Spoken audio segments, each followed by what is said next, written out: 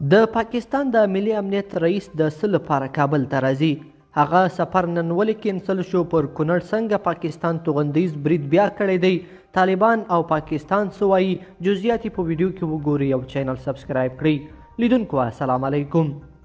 تمه وه چې نن د پاکستان د ملي امنیت سلاکار موحید یوسف کابل ته راشي او دلته له طالب چارواکو سره وګوري، خو اوس داسې راپورونه ورکول شوي دي چې د یوسف سفر ځنډېدلی دی. تر اوسه پورې یوازې د دې سفر په هکله دا ویل شوي چې د موحید سفر د هوا د خرابوالي له کبله نه ده ترسره شوی. د موحید یوسف سفر بیا ځلې لپاره د روانې میاشتې په 26مه نیټه ترسره کیږي. د موحید سفر د لغوه په اړه بېلابېل نظرونه موجود دي.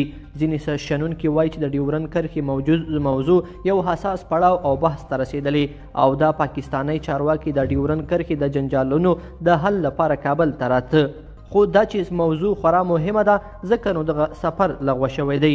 که موحید رانغی نو تحفه راکېټونه راورسېدل. راپورونه وایي چې پاکستان یو ځل بیا د کونړ پر ولایت د راکېټونو باران جوړ کړی دی او پوره 21 راکېټونه یې پر دغه ولایت ویشتلي دي. تر اوسه پورې په دې اړه طالبانو او رسمي سرچینو څه نه دي ویلي، خو کیدای شي چې همدا د پاکستان ځواب وي.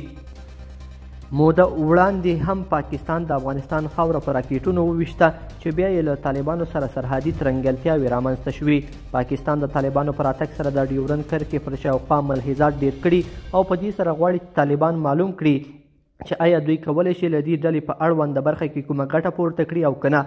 کابل ته د پاکستان د یو لوړپوړي چارواکي سفر پر داسې مهال پلان کیږي چې اوس مهال د ډیورنډ فرضي کرښې په شاوخوا کې د طالبانو او پاکستان اړیکې ښې نه دي او د یو لوی جنجال تمه ترې کېدلی شي.